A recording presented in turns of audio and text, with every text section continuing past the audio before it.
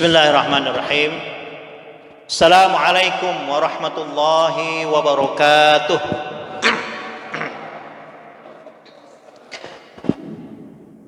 Alhamdulillah alladzi arsala rasulahu bil huda wa dinil haqq liyudhhirahu 'alad dini kullih wa kafaa billahi syahida.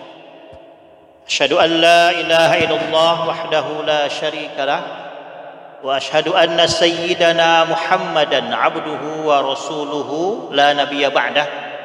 Allahumma salli wa sallim wa barik ala sayyidina wa maulana Muhammad wa ala alihi wa ashabihi wa man tabi'ahu bi ihsanin ila yaumil qiyamah. Qala Allah ta'ala fi kitabihil karim wa huwa asdaqul qailin. A'udzu billahi minasyaitonir rajim. Ya ayyuhalladzina amanu taqullaha wa qulu qawlan sadida yuslih lakum a'malakum wa yaghfir lakum dzunubakum wa may yuti'illaha wa rasulahu faqad faza fawzan 'azima. Wa qala aidan a'udzu billahi minasyaitonir rajim. Laqad kana lakum fi rasulillahi uswatun hasanah liman kana yarjullaha wal yawmal akhir wa dzakarallaha katsira.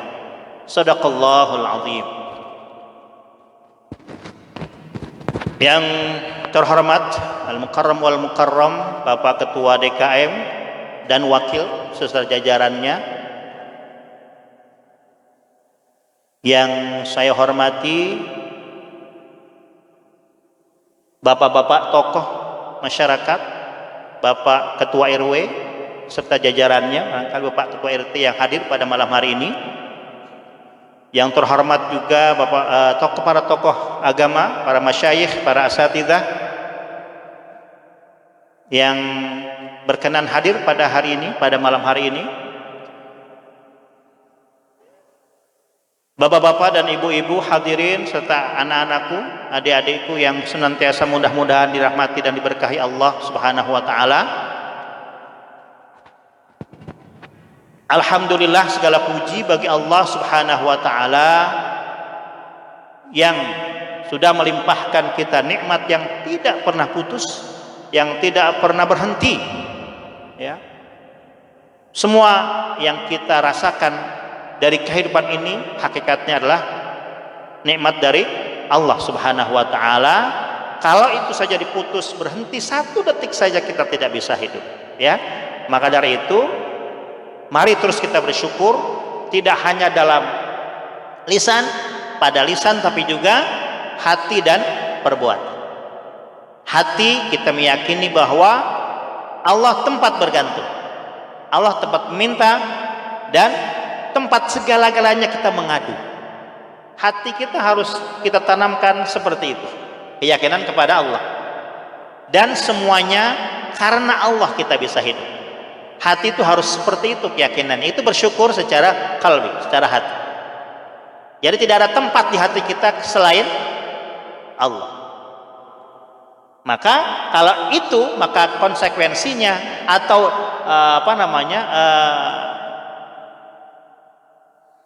dampaknya, pengaruhnya, ya, pasti kita akan terus bergantung, terus kontak, dan terus komitmen kepada Allah Subhanahu wa taala, karena tanpa Allah kita tidak bisa apa-apa, ya. Lisan selalu menyebut kalimat thayyibat, ya, subhanallah, alhamdulillah, Allahu akbar, dan terus kalimat-kalimat yang baik kita nyatakan, ya. Nah, yang terakhir syukur dengan perbuatan. Apa?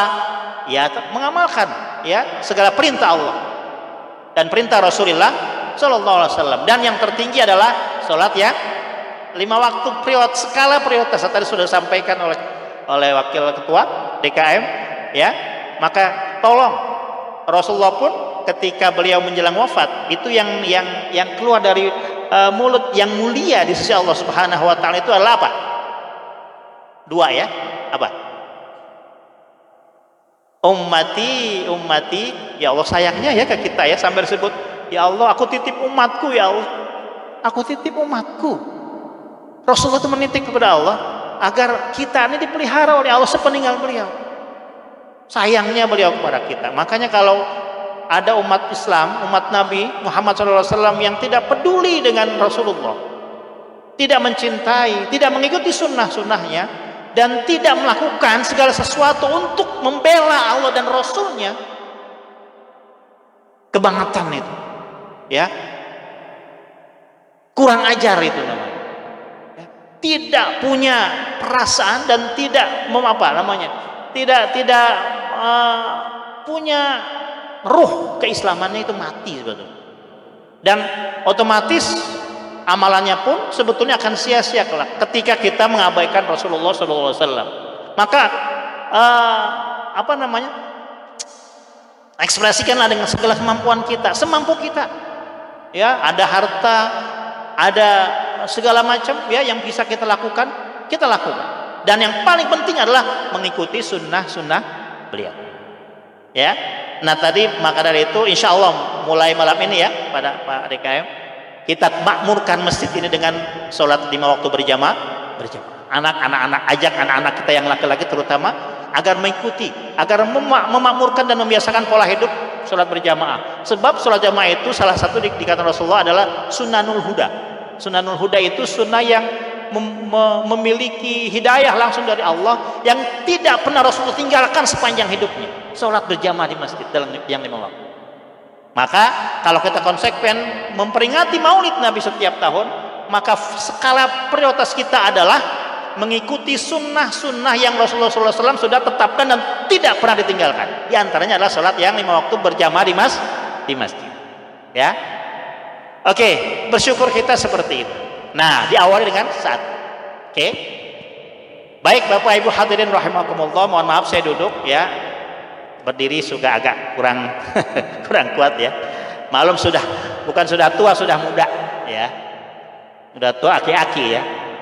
Jadi sudah muda itu artinya sudah lewat, ya. Jadi ada saja yang kalau berdiri terlalu lama agak. Jadi mohon maaf, saya izin duduk, ya. Baik, saya ingin mengawali, ya, hikmah dari Maulid Nabi Muhammad SAW pada malam hari ini, ya, dengan mari kita bersalawat dulu, ya, bersalawat kepada Rasulullah Muhammad SAW sebagai Habib kita, sebagai panutan kita, uswah hasanah kita, dan sebagai pemberi syafaat kita kelak di hari kiamat, ya. Allahumma salli ala Sayyidina Muhammad wa ala alihi wa sahbihi wasallam, ya, wasallim. Jadi minimal seperti itu kita mengucapkan salawat, minimal seperti itu. Allahumma salli ala Muhammad wa ala ali Muhammad, ya. Baik, saya ingin mengawali dari sebuah kisah, sebuah riwayat yang dikisahkan oleh Anas bin Malik radhiyallahu anhu. Siapa itu Pak Ibu Anas bin Malik radhiyallahu anhu? Sahabat utama Rasulullah SAW dan sekaligus sebagai pembantu rumah tangga beliau. Itu selama 9 atau 10 tahun beliau membantu rumah tangga Rasulullah SAW, dan selama itu pun Rasulullah tidak pernah menyakiti, bahkan jangankan menyakiti, ya, menegur, sehingga menegur pekerjaannya tidak pernah dilakukan. Artinya merasakan begitu bahagianya menolong Rasulullah SAW, yang dijaga perasaannya oleh Rasulullah SAW. Tidak pernah ditegur, tidak pernah disalah, apalagi disalahkan, ya. Beliau mengisahkan, Anas bin Malik radhiyallahu anhu mengisahkan, suatu hari ada seorang Arab, seorang Arabi, seorang Badui bertanya kepada Rasulullah Shallallahu Alaihi Wasallam. Seorang Badui bertanya, ya Rasulullah, katanya, mata sa'ah, ya Rasulullah, kapan datangnya hari kiamat? Ini pertanyaan dahsyatnya nih, ya. Pertanyaannya dahsyat benar, ya. Rasulullah juga nggak tahu, kan? Rasulullah yang ditanya pun sebetulnya tidak lebih tahu daripada, ya, yang ditanya tidak tahu sebetulnya. Tapi maklumlah orang-orang yang polos, ya, mengatakan, kapan sih datangnya hari kiamat ya Rasulullah? Rasulullah SAW kemudian menjawab dengan balik tanya. Oke, apa yang kau sudah persiapkan untuk menghadapi hari kiamat? Maka dia menjawab apa? Dia menjawab, aku ya Rasulullah belum mempersiapkan dengan sholat yang banyak, katanya. Artinya apa? Dengan sholat-sholat sunnah yang banyak, ya. Kalau standar lah, kalau standar ya sudah dilakukan. Tapi saya belum mempersiapkan dengan sholat yang banyak ya Rasulullah. Bekal saya yang saya punya adalah hanya mencintaimu ya Rasulullah. Hanya mencintai Allah dan Rasulullah, maksudnya mencintaimu ya Rasulullah. Maka ketika itu Rasulullah SAW bersabda, anta man ahbabta, anta ma'aman ahbabta, anta ma'aman ahbabta, engkau bersama orang yang engkau cintai, katanya. Apa? Engkau bersama orang yang engkau cintai. Maka ketika itu katanya Anas bin Malik itu berbahagia, sangat berbahagia, melebihi kebahagiaannya sebelumnya, katanya. Jadi beliau itu berbahagia setelah Rasulullah SAW meriwayatkan hadis ini, itu rasa bahagianya melebihi kebahagiaan yang pernah dia rasakan sebelumnya. Kenapa? Kemudian dilanjutkan, saya begitu bahagia setelah mendengarkan hadis ini, katanya. Kenapa? Sebab saya mencintaimu ya Rasulullah, mencintai Abu Bakar, mencintai Utsman, mencintai Ali radhiyallahu anhum, dan saya berharap agar saya, kata Anas bin Malik, bersama beliau bersama mereka nanti kelak di surga, walaupun amal saya belum bisa menandingi mereka. Itu bahagianya. Jadi tanpa amal banyak tapi sudah masuk surga, VIP lagi bersama Rasulullah. Coba. Padahal amalannya tidak sebanding dengan para sahabat utama dan yang lebih-lebih Rasulullah, kan gitu. Luar biasa. Ya, jadi Masya Allah, modalnya cinta Rasulullah Shallallahu Alaihi Wasallam. Tapi Bapak Ibu, yang dahsyat sebetulnya, yang paling menakjubkan bukan mencintai Allah dan Rasulnya. Kalau hanya mencintai Allah dan Rasulnya, itu berarti apa? Berarti belum tentu. Sebetulnya yang lebih dahsyat, yang menakjubkan bukan mencintai Rasulullah, tapi apa? Itu baik ya. Tapi ada yang lebih dahsyat lagi, lebih menakjubkan lagi, lebih baik lagi. Apa? Dicintai oleh Rasulullah. Kalau hanya mencintai tapi belum mendapat balasan cintanya, stres. Artinya apa? Bertepuk sebelah tangan. Coba Bapak Ibu remaja, ya, kalau mencintai seseorang tapi tidak mendapatkan balasan cinta, kira-kira gimana keadaannya? Galau, stres, apalagi misalnya anak muda sekarang nggak semangat hidup, bete, ya, pokoknya macam-macam. Ujung-ujungnya alhamdulillah kalau nggak punya pegangan agama yang kuat, dia bisa ini kayak kura ya, bareng-bareng bunuh diri gitu, ya. Berarti luar biasa. Dan itulah memang potret remaja masa kini, ya, itu seringkali rapuh Pak mentalitasnya. Karena apa? Karena pokok agamanya lemah.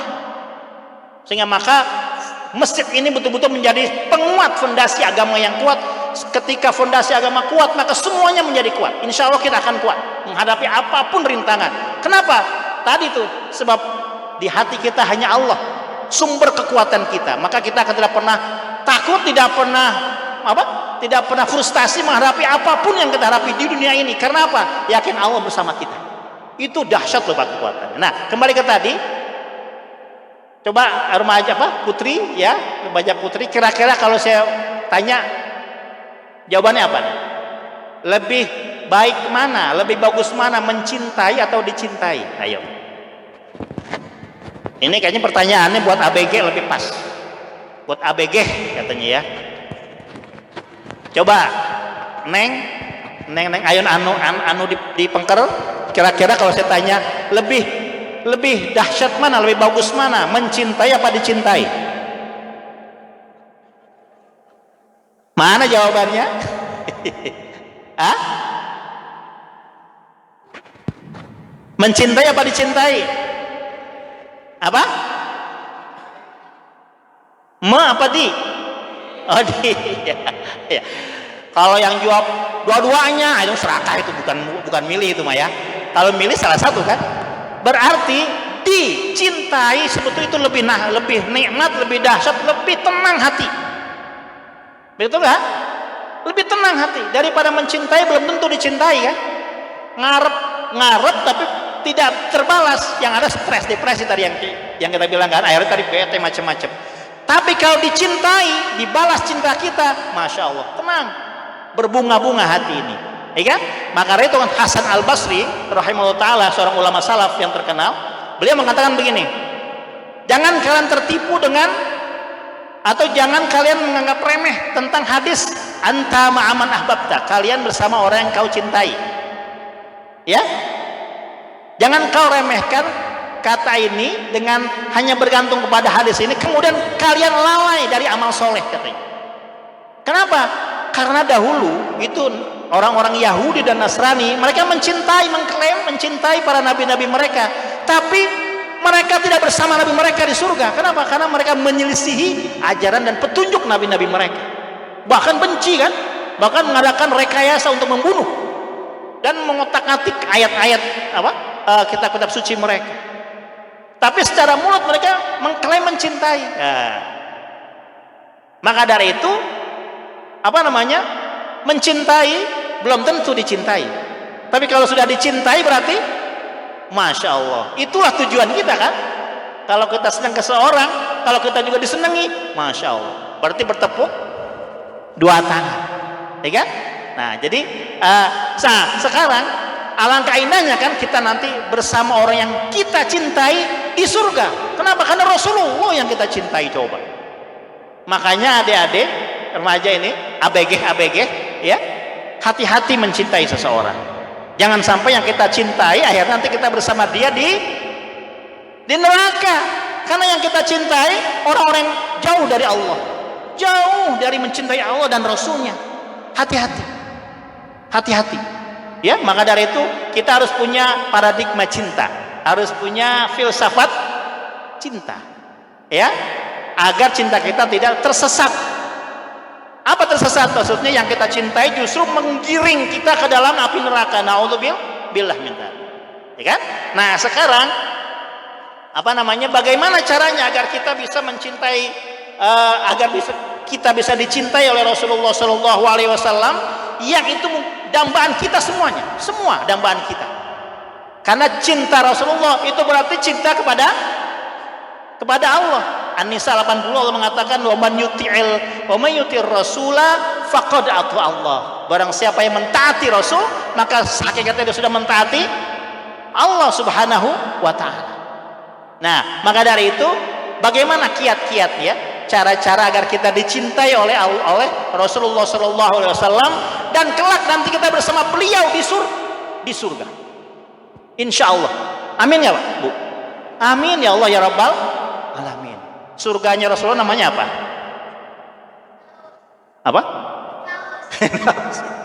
Ya, ada lagi yang mungkin nama lain, punya nama lain selain Firdaus? Firdaus bukan yang di Bubulak, belaksanaan dikit, dekat terminal Bubulak. Itu perumahan Taman Firdaus ya, bukan Firdaus surga ya, itu mah perumahan ya. Firdaus, ada lagi nama lain? Ya, coba Bapak Ibu, kalau adik-adik ya, atau para remaja ini, kalau habis azan baca doa nggak? Coba baca doanya gimana? Allah. Terus di situ ada tuh nama surga Rasulullah itu di situ. Ya, terus ati, terus ati Sayyidina Muhammadanil wasilah, tuh dia wasilah. Nah, jadi para ulama mengatakan al-wasilah itu nama surganya Rasulullah yang lebih di atas dari Firdaus. Firdaus mah surga yang paling tinggi buat kita, tapi Rasulullah itu ada surga khusus namanya al-wasilah. Wah, udah nggak kebayang bro, surga yang paling kelas kambingannya, naudzubillah, enak subhanallah ya, enak dia udah kagak, udah ketulungan. Itu kata Rasulullah ya, itu surga yang paling kalau kita kelas apa namanya? Yang ya ekonomi udah paling bawah dah, udah nggak ada yang enak-enaknya. Kelas surga yang paling bawah itu luasnya seluas langit dan bumi. Langit berapa lapis? Bukan selapis loh ya. Belum lagi bumi juga ada 7 lapis ke bawah. Kalau langit kan ke atas, kalau bumi ke bawah.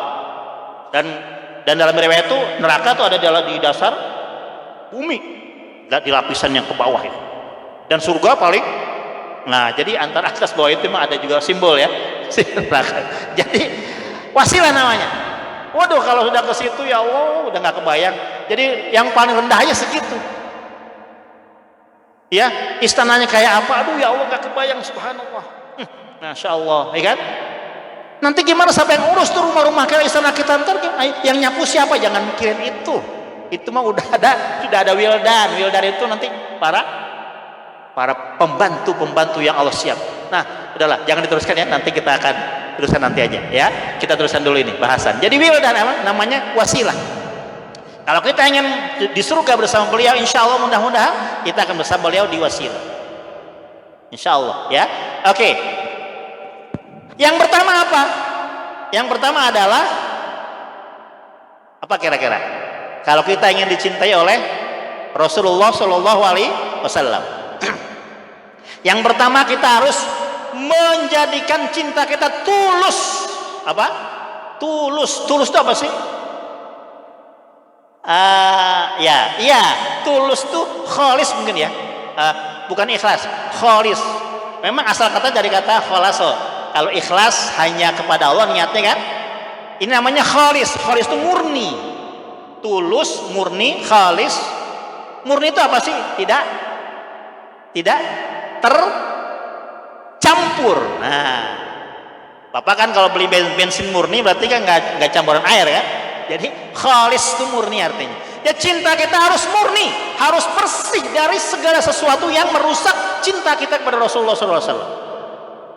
Jangan lagi ada apa? Jangan lagi ada pihak kedua selain Rasulullah SAW. Nah, maka dari itu Rasul pernah bersabda, salasun man kunna fihi wajada halawatal iman, katanya.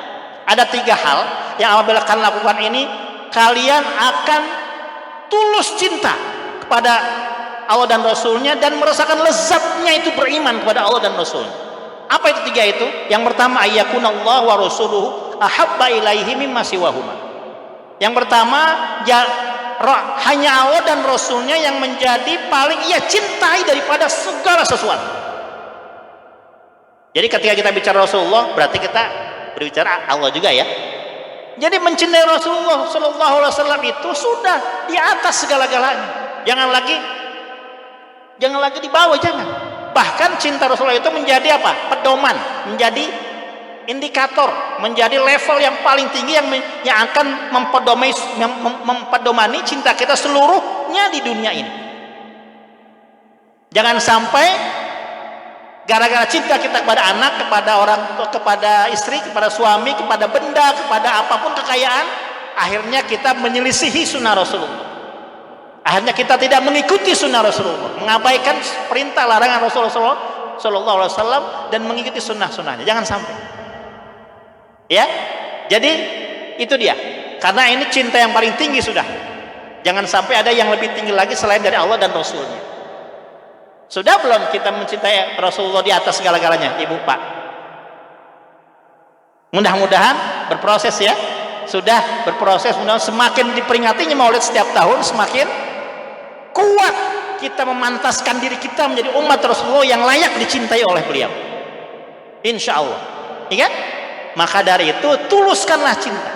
Umar bin Khattab suatu hari, menurut riwayat Abdullah bin Hisham, itu pada suatu hari katanya Umar bin Khattab berkumpul di para sahabat dan Rasulullah mendekati. Kemudian Umar berkata kepada Rasulullah SAW, ya Rasulullah, la anta ahabbu ilayya min kulli syai'in illa minni, katanya, atau min nafsi. Ya Rasulullah, kata Umar bin Khattab, demi Allah, aku mencintai engkau melebihi segala sesuatu kecuali diriku, katanya. Jadi Umar masih mencintai dirinya melebihi Rasulullah berarti kan? Ya Rasulullah, demi Allah, aku mencintai engkau ya melebihi segala sesuatu di dunia ini kecuali diriku sendiri katanya. Akhirnya ditegur Umar. La ya Umar, wallahi kata Rasulullah, tidak hai Umar demi Allah, hatta akuna habba ilaika min nafsik. Tidak Umar, tidak begitu. Ya, tidak beriman sempurna seseorang sampai aku menjadi orang yang paling engkau cintai melebihi dirimu sendiri kata Rasulullah. Maka Umar ketika itu malah bersabda apa? Berkata, ya Rasulullah, anta ahabu ilayya min nafsi katanya. Ya Allah, ya Rasulullah, sekarang engkaulah yang aku lebih cintai dari diriku sendiri katanya. Maka Rasulullah menjawab, al-an ya Umar katanya, sekarang sempurna iman kamu ya Umar. Masya Allah. Jadi ternyata mencintai Rasulullah itu melebihi segala-galanya, termasuk diri kita. Makanya kemarin tuh apa? Ketika Rasulullah itu dihina, dicaci, dimaki, belum lama kan? Oleh siapa tuh namanya? Si kece ya. Saya lupa sih. Namanya Muhammad lagi ya. Mengganggu nama. Si kece aja lah, jangan pakai Muhammad ya. Si kece itu apa namanya? Itu layak itu untuk di apa? Di apa? Pak, enaknya diapain? Ya, mohon maaf ini tidak bicara apa istilahnya rasisme ya, tidak bicara, tidak, ini atas nama agama kita bicara. Tidak ada masalah dengan kece itu dari daerah mana, dari apa, yang penting dia menghina Rasulullah yang dicintai oleh seluruh umat Islam di dunia ini. Enak-enak jadi ngomong seenak perutnya. Maka Napoleon Bonaparte yang juga dekat satu nasib lah di penjara. Ya, alhamdulillah, mudah-mudahan beliau diampuni Allah ya segala dosa-dosanya itu. Kan sudah mau melakukan pembelaan terhadap Rasulullah. Mudah-mudahan benar niatnya tulus ya, sehingga kecenya bengap-bengap ya. Dan memang betul begitu. Bahkan jauh daripada itu pun halal itu. Ya. Sebab memang ini sudah masuk kepada bagian sensitif dari umat Islam. Kita tidak pernah melakukan apapun terhadap agama-agama selain Islam kan. Memang Islam itu sangat toleran sebetulnya. Dan memang itu perintah Allah kan. Ya alladzina amanu la tasubul ladzina yad'una min dunillah fayasubbu adwan min ghairi ilmin katanya. Allah mengatakan, "Hei orang beriman, jangan kamu menghina atau merendahkan agama Tuhan selain Allah. Nanti akhirnya apa? Nanti mereka juga akan menghina Allah tanpa ilmu. Maka kita nggak boleh menghina agama lain. Jangan, nggak boleh. Itu prinsip kita. Tapi kalau ada orang yang menghina Rasul kita, menghina Allah Subhanahu Wa Taala, kita wajib membela sebagai bagian dari cinta kita kepada Rasulullah Shallallahu Alaihi Wasallam. Itu yang tadi ya. Jadi apa tadi? Mencintai Allah dan Rasulnya melebihi di atas segala-galanya. Maka dari itu kita mencintai anak contohnya misalnya ya, maka ajaklah anak itu untuk mencintai Rasulullah. Dengan apa? Ajak sholat masjid misalnya berjamaah. Kita ajarkan sunnah Rasul dari yang paling kecil misalnya, baca bismillah sebelum makan, baca doa sebelum tidur, baca doa sebelum sesudah tidur, sebelum makan, setelah makan, masuk ke toilet. Hal-hal yang kecil itu kan juga pola hidup Rasulullah, ya kan? Bagi terus apalagi bersedekah, berinfak dan lain sebagainya. Kita biasakan, kita ajak anak kita juga mencintai Rasulullah dengan perbuatan. Itu caranya, ya kan? Agar anak kita betul-betul agar cinta Rasul itu betul-betul kita jadikan pedoman dalam mencintai segala sesuatu di dunia. Kita cinta istri, ajak istri untuk mencintai Rasulullah dengan taat kepada Allah dan Rasulnya. Cinta suami juga begitu. Jangan sampai gara-gara dunia akhirnya kita mengabaikan istri untuk taat kepada Allah. Dia bermaksiat, kita diam misalnya. Dia berbuat yang menyimpang dari sunnah Rasul, kita diam. Itu berarti apa? Berarti palsu cinta kita kepada Rasulullah. Kita sudah gadaikan cinta kita kepada Rasulullah untuk kepentingan duniawi yang sesaat. Nauzubillah min dzalik. Itu yang pertama. Yang kedua, mencintai Allah mencintai Rasulullah di atas segala-galanya adalah kalau kita ingin berteman dengan seseorang, kalau kita ingin bergaul dengan seseorang atau kita jadikan sahabat, maka jadikanlah dia juga orang yang mencintai Rasulullah Shallallahu Alaihi Wasallam. Jangan sampai ketika dia melakukan yang terbalik atau mengingkari Rasulullah, jangan kita temani.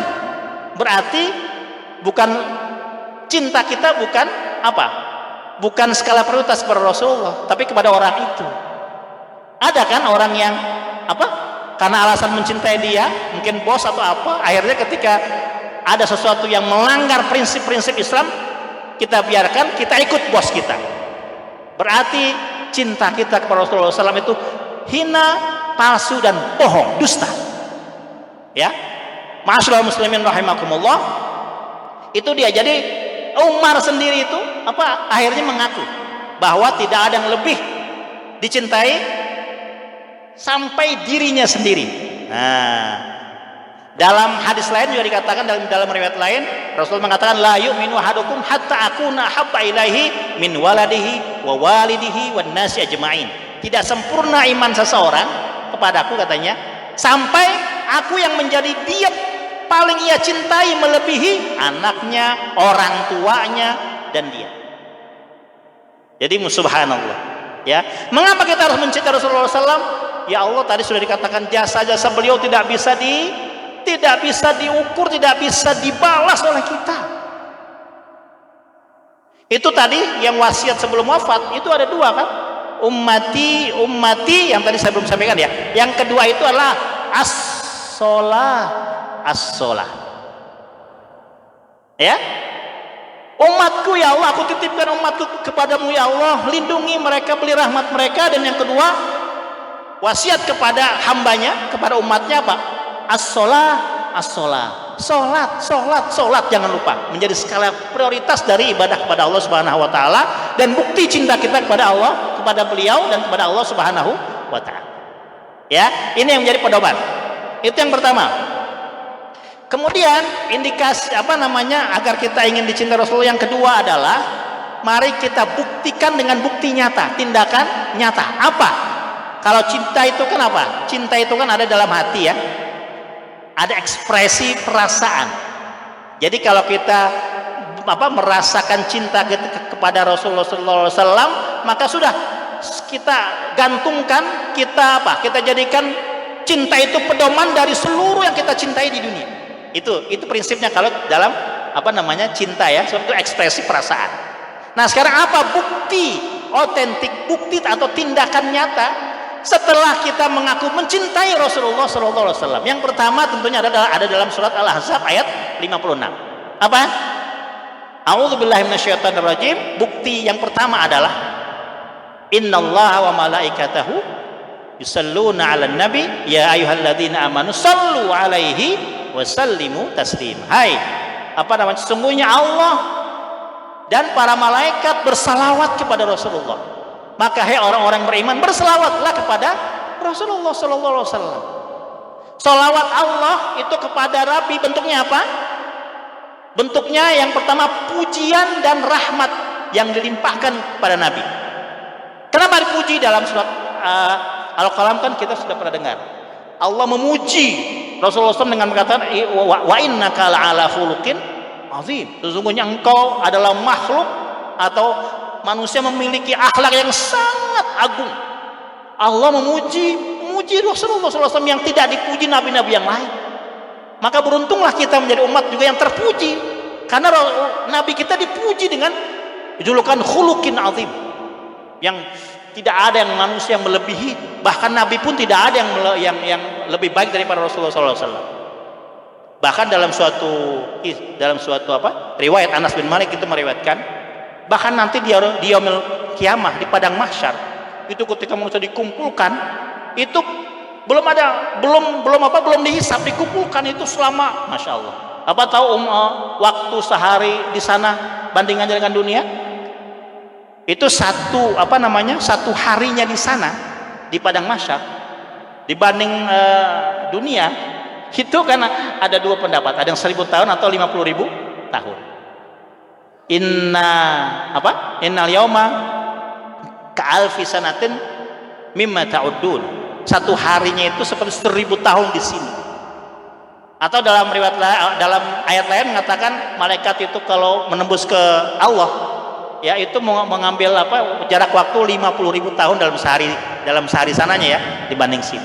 Oke, kita anggaplah 50.000 tahun sehari di sana dibanding di dunia. Itu mereka dikumpulkan dan belum dihisap. Jadi semua umat tuh berbaris sesuai dengan nabi-nabinya. Ada berapa jumlahnya? Luar biasa ya, nggak kehitung.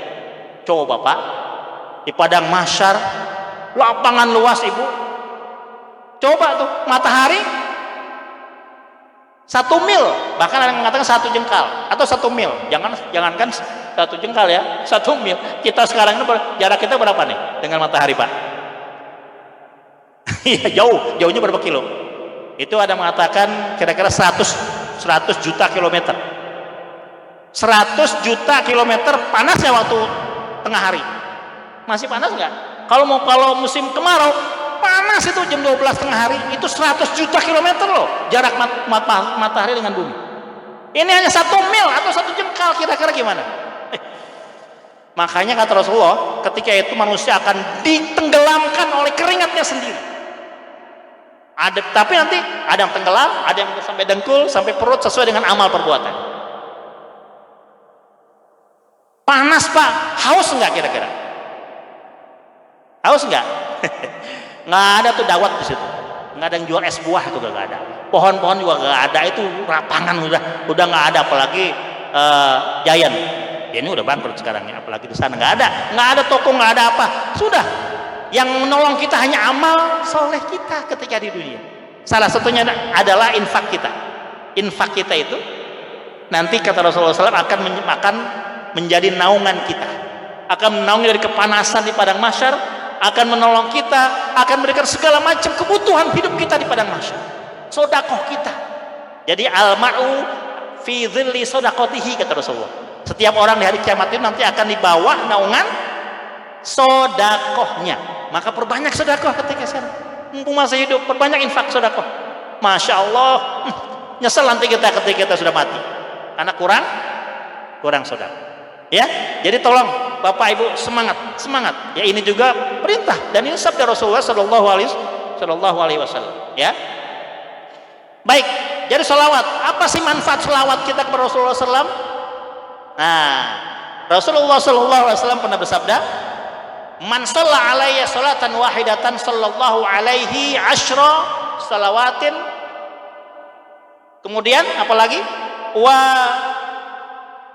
huttat anhu asyra khotoyatin wa rufi'at lahu asyra darajatin. Barang siapa yang bersalawat kepadaku kata Rasulullah SAW, ya, 1 kali salawat, Allahumma sholli ala Muhammad wa ala ali Muhammad, 1 kali, maka Allah akan memberi salawat kepadanya dengan 10 kali salawat. Allah bersalawat artinya apa? Allah akan memberikan kita rahmat, keberkahan, apapun yang kita butuhkan Allah kasih. Rahmat, afiat, berkah Allah kasih dalam kebutuhan hidup kita. Pokoknya sudah aman kalau sudah Allah yang menjamin aman. 10 dibalas. Kalau 2 berarti berlaku kelipatan. Islam dulu datang pertama kali itu dalam keadaan asing di tengah masyarakat, betul kan? Ketika datang zaman jahiliyah kan asing Islam itu, disangka Islam itu tidak bisa diamalkan karena di tengah masyarakat jahiliyah. Nah, wasaya'udu ghariban kama bada, nanti di akhir zaman dia akan aneh lagi kata Rasulullah. Di tengah masyarakat yang serba modern. Sekarang aneh kan? Kenapa? Coba, kalau kita menghidupkan sunnah dibilang teroris. Kalau kita menghidupkan masjid dibilang radikal. Kalau kita banyak ceramah sedikit aja keras, ya keras. Sebetulnya bukan keras. Kita yang ingin menegaskan bahwa Islam itu fondasi akidahnya itu begini loh. Dibilang intoleransi. Bahkan mohon maaf nih, ada tokoh militer jenderal, ya, yang mengatakan apa? Yang mana pernah dengar kemarin statement yang sangat menyesatkan itu Panglima Kostrad itu loh. Ya, sudah tahu kan Panglima Kostrad, ya. mengatakan apa? Kita jangan merasa benar dalam beragama. Nggak boleh mengaku Islam itu paling benar. Semua agama benar kata dia loh ya, bukan kata saya. Kata dia. Semua agama benar. Nggak boleh mengaku paling benar. Ini hati-hati nih, bahaya ini. Ketika dia bilang gitu, nanti pada akhirnya ketika kita menganggap inna dina indallah Islam, kita dianggap merah, betul nggak? Karena temannya semua agama sama, dan dia melarang kita mengaku agama kita lebih benar loh, benar atau paling benar. Itu kan targetnya begitu Pak. Ketika kita mengaku agama Islam paling benar karena bersumber dari Allah kan, inna dina indallahil, atau wa may yabtaghi ghairal islami dinan falan yuqbal wa huwa fil akhirati minal khasirin. Barang siapa yang mencari memeluk agama selain Islam tidak diterima oleh Allah. Ini Allah yang mengatakan. Dan nanti di akhirat dia termasuk orang-orang yang rugi dan sesat karena tidak mengambil Islam. Bahkan Rasulullah SAW menegaskan, kata begini, barang siapa kalau dari kalangan Yahudi dan Nasrani ketika aku diutus, dia sudah mendengar aku sudah diutus, kemudian dia tidak memeluk agamaku yang aku bawa, kata Rasulullah, maka demi Allah orang Nasrani dan Yahudi itu penghuni neraka selama-lamanya. Tegas Rasulullah mengatakan seperti itu. Artinya sebagai Muslim kita harus yakin agama kita ya benar. Ya kalau nggak benar buat apa kita beragama? Logikanya kan begitu, betul nggak? Buat apa kita udah mati-matian kita mengikuti sunnah Rasul, kita sudah seolah udah mendekatan kepada Allah. Lah kalau kita nggak yakin Allah maha benar, kebenarannya Islam, itu namanya kan kita munafik itu. Nggak benar. Nah dia mengatakan begitu, targetnya adalah ketika kita mengaku agama kita paling benar atau benar karena kita ada pedoman dari Quran dan Sunnah, maka kita dianggap intoleran. Nah ketika ada intoleran, ada pasal untuk nangkap, berarti kan ketika ada pasal menangkap, udah ditangkap itu orang yang dianggap radikal, padahal dia betul-betul mempertahankan akidah Islam. Hati-hati, ini zaman sekarang memang banyak fitnah, hati-hati ya. Coba jenderal ngomong gitu nggak pantas, bukan wewenangnya. Yang ngomong tentang Islam itu MUI, tokoh agama, bukan seorang selain itu ya. Oke, nah ini contoh daripada menyebarkan sunnah, menghidupkan sunnah Rasulullah ya. Nah kemudian tadi hadis saya teruskan, maka tubalil ghuraba, berbahagialah orang-orang yang aneh di akhir zaman sekarang, katanya. Orang-orang yang aneh itu siapa ya Rasulullah? Ditanya oleh sahabat, kemudian jawab alladzina yuslihuna ma'afsada min sunnati, katanya. Yaitu orang-orang aneh di akhir zaman yang berbahagia itu, kata Rasulullah, adalah orang-orang yang sudah menghidupkan sunnahku ketika sudah mati di akhir zaman ini. Artinya sudah banyak orang yang lupa dan lalai dengan sunnahku, katanya. Sunnah Rasulullah kan banyak yang sudah dianggap aneh kan, yang tadi saya bilang. Ini apa nih? Apa namanya? Ya, jenggot ya. Kebetulan ini subur aja Pak ya. Alhamdulillah saya jenggot ini hati-hati, kadang-kadang di bandara suka dicurigain ya. Pernah ada teman saya ya, untung saya enggak ya tapi sebelajar dia teman itu, jenggot ditahan Pak, di macam-macam ngomong interogasinya ya. Mohon maaf bagi mereka tuh jenggot apalagi Pak, punten ada yang tidak ya, terus sama cingkrang, cadar juga nih. Tapi alhamdulillah sekarang Allah buktikan jadi pakai masker. Laki pun pakai cadar sekarang ya. Jadi luar biasa, Allah kalau sudah menghendaki semua pasti bisa terjadi kan. Laki pun pakai cadar sekarang, enggak hanya ibu-ibu aja. Nah, cadar pun kadang-kadang juga diinterogasi. Tapi yang jelas jenggot, cingkrang sama ini. Tanda-tanda di jidat. Padahal mohon maaf ya, tanda jidat kan sebetulnya memang udah masing-masing orang punya daya sensitivitas kulitnya gitu ya. Nggak ada yang digosok-gosok sengaja supaya hitam, tidak. Artinya emang timbul sendiri ya. Jadi jangan diributin gitu Pak. Kan mohon maaf nih, dalam media-media kadang-kadang suka diributin Pak, antara yang ada ininya dengan yang tidak. Wah itu mah Rasulullah nggak nyunah, itu ada yang ininya. Lu sahabat benci kalau ada tanda. Jangan diributin, itu mah kagak ada gunanya ya. Kita jadi saling, padahal mah sholat karena mungkin dia terlalu lama kan, atau mungkin apa? Kan kalau sujud itu kan sebetulnya apa? Yang langsung menekan bumi itu kan sebetulnya jidat. Ada orang yang menguatkan ke jidat, begitu. Jadi sehingga Jadi dijidatin agak kencang ke bumi. Ya maklum kalau udah sering begitu pasti ada tanda. Ada yang cuma nempel doang, ya nggak apa-apa. Yang penting rukun sujudnya tercapai, yaitu apa? Jidat, hidung, dua tapak tangan, sama apa nih? Lutut. Hidung nempel Pak, Ibu ya kalau sujud. Mohon maaf nih saya itu ya. Kalau sujud palanya gini. Jadi ini yang sujud, ininya nggak boro-boro jidat kadang-kadang ya, atau jidat yang paling atas sehingga ininya nggak nempel nih. Jadi rukun sujud itu jidat, hidung, apa namanya, lutut sama tangan, telapak tangan. Dan tangannya jangan dibuka, tapi di apa namanya, jarinya dirapat. Kalau ruku dibuka, jadi memegang lutut, tapi kalau sujud dirapat, ya. Nah, tanda itu jangan dipersoalkan. Tapi bagi orang-orang, mohon maaf, sekuler, orang-orang komunis ini sudah mulai aktif, hati-hati.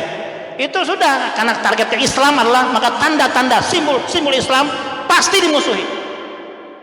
Pasti dimusuhi. Ingat peristiwa PKI dulu tahun 4865 kan? Banyak yang meninggal dibantai itu para ulama. Dendamnya kesumat sekarang. Kekuasaan sudah ada di tangan mereka, hati-hati. Hati-hati ya, kita waspada karena kita menjaga Islam, menjaga Rasulullah SAW dan menjaga simbol-simbol Islam. Nah, yang terakhir menjaganya adalah apa? Bihisni sunnatihi, menjaga, membela Rasulullah. Nah, tadi sudah katakan, kalau ada yang menghina Rasulullah, mencaci maki Rasulullah, membuat berkata-kata negatif, mari kita lawan dia, kita bela Rasulullah dengan kemampuan kita, dengan tulisan, dengan seperti ini ceramah, dengan lisan. Itu perbuatan yang menghina Rasulullah, mencederai Rasulullah, maka kita wajib membela Rasulullah. Jangan diam. Kalau kita diam, bohong cinta kita kepada Rasulullah SAW. Si kece itu memang pantas digitukan, bahkan lebih daripada itu pantas sih. Ya, maka kalau ada kece di dalam, sekarang saya tanya, kalau kece masuk masjidnya apa yang terjadi? Saya nanya aja nih, kalau si kece malam ini ditakdirkan masuk ke sini, ke wilayah sekitar ini, apa yang akan kita lakukan? Mudah-mudahan masuk surga, yang bilang gitu ya. Minimal niatnya sudah ada ya. Ya, nggak ada itu toleransi, bukan di situ tempatnya, tidak pada tempatnya. Toleransi itu bukan itu, bukan membiarkan prinsip-prinsip simbol agama yang kita pegang itu dihina, kita diam, bukan. Itu namanya munafik, orang yang pengecut gitu. Itu pengecut gitu. Dia bohong, mendusta, dia cinta Allah dan Rasulnya. Kalau ada pelecehan, caci maki terhadap simbol-simbol agama Allah dan Rasulnya, dan ulama-ulama yang sikoh, yang membela agama Rasulnya, kita diam, kita pengecut. Kata siapa? Kata Hamka, tahu gak ya? Buya Hamka pernah berkata begini, kalau ada orang yang apa? Kalau ada orang yang tidak marah ketika agamanya dihina, ketika Allah dan Rasulnya dihina, dicaci maki, maka bertakbirlah kepada dia 4 kali katanya. Maksudnya apa? Bertakbirlah kepada dia 4 kali. Apa maksudnya? Takbir 4 kali itu salat apa, Pak? Takbir 4 kali salat apa? Allahu Akbar, Allahu Akbar, Allahu Akbar, Allahu Akbar, Assalamualaikum. Nggak ada ruku, jadi doang. Itu salat apa tuh? Salat jenazah, salat mayit. Buya Hamka mengatakan fakabbir alaihi solatan, maka takbirlah untuk dia 4 kali, siapkanlah kain kafannya, ya, siapkanlah kurung batangnya dan hantarkan ke kuburan katanya. Apa artinya?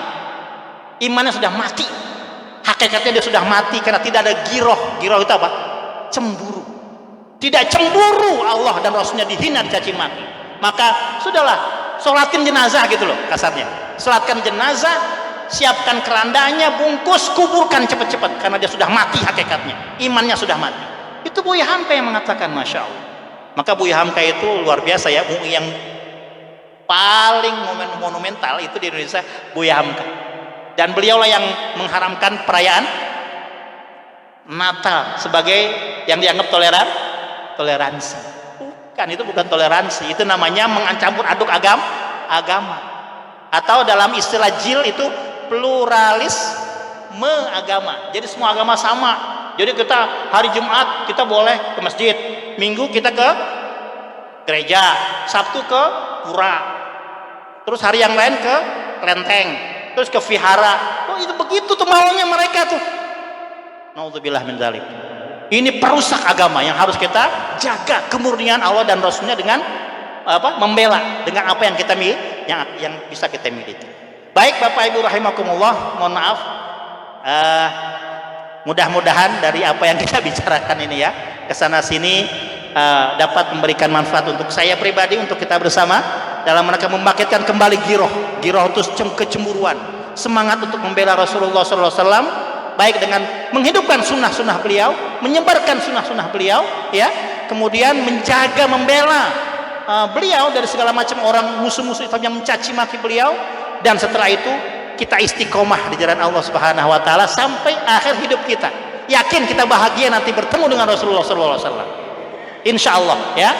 Maka dari itu sekali lagi sebelum saya akhiri, mari kita mulai dari sekarang Pak. Ini COVID sudah hilang lah, Insya Allah, udahlah rapat kembali, ya. Ajak semua, makmurkan lagi masjid, anak-anak semua ikut ngaji lagi, banyak kajian-kajian lagi. Semua kita ini kuat iman kita dan betul-betul kita konsekuen mencintai Rasulullah Shallallahu Alaihi Wasallam.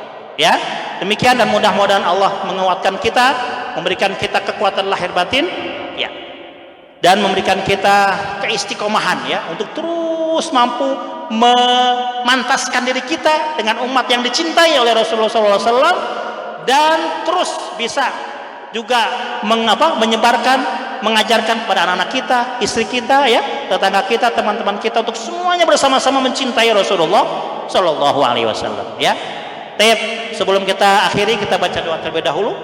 Kita baca istighfar terlebih dahulu. Kita mohon ampun kepada Allah Subhanahu Wa Taala agar Allah mengampuni seluruh dosa-dosa kita, dan mudah-mudahan juga nanti kita akan diberikan Allah Subhanahu Wa Taala rahmat beliau, rahmatnya, berkahnya, dan keistiqomahan kita untuk senantiasa mencintainya dan mencintai Rasulullah Sallallahu Alaihi Wasallam. Ya, Astaghfirullahaladzim, Astaghfirullahaladzim, Astaghfirullahaladzim, alladzi la ilaha illa huwal hayyul qayyum, wa atubu ilaih. Allahumma salli ala sayyidina wa habibina wa syafi'ina wa maulana Muhammad wa sallim radhiyallahu tabaraka ta'ala an kulli sahabati Rasulillah ajma'in. Walhamdulillahi rabbil alamin, hamdan na'imin, hamdan syakirin, hamdan yuwafi ni'amahu wa ikafi'u mazidah. Ya Rabbana lakal hamdu wa lakal syukru kama yanbaghi li jalali wajhikal karim wa 'azimi sultanik. Allahumma ighfir lana wa liwalidina warhamhum kama rabbawna shighara. ولجميع المؤمنين والمؤمنات والمسلمين والمسلمات الأحياء منهم والأموات إنك سميع قريب مجيب الدعوة يا قاضي الحاجات. اللهم اغفر لنا ولإخواننا الذين سبقونا بالإيمان ولا تجعل في قلوبنا غلا للذين آمنوا ربنا إنك رؤوف رحيم. ربنا ظلمنا أنفسنا وإن لم تغفر لنا وترحمنا لنكونن من الخاسرين. ربنا لا تزغ قلوبنا بعد إذ هديتنا وهب لنا من لدنك رحمة إنك أنت الوهاب. اللهم أرنا الحق حقا وارزقنا اتباعه وأرنا الباطل باطلا وارزقنا اجتنابه. اللهم ارزقنا حبك وحب رسولك محمد صلى الله عليه وسلم وحب من يحبك ويحب رسول الله صلى الله عليه وسلم يا أرحم الراحمين. اللهم ارزقنا حبك وحب رسول الله صلى الله عليه وسلم وحب من يحبك ويحب رسول الله صلى الله عليه وسلم يا أرحم الراحمين. اللهم ارفع عنا البلاء والوباء والفحشاء والمحن والفتن ما ظهر منها وما بطن من بلدنا هذا خاصة ومن بلدان المسلمين عامة إنك على كل شيء قدير. اللهم أعز الإسلام والمسلمين وأصلح ولاة المسلمين وألف بين قلوبهم وأصلح ذات بينهم وانصرهم على عدوك وعدوهم ووفقهم للعمل بما فيه صلاح الإسلام والمسلمين. اللهم انصر من نصر الدين واخذل من خذل المسلمين. اللهم اختمنا بحسن الخاتمة ولا تختمنا بسوء الخاتمة. ربنا آتنا في الدنيا حسنة وفي الآخرة حسنة وقنا عذاب النار. سبحان ربك رب العزة عما يصفون وسلام على المرسلين والحمد لله رب العالمين. Demikian, mohon maaf atas segala kekurangan dan kesalahan. Wallahul hadi ila aqwamit thariq. Assalamualaikum warahmatullahi wabarakatuh.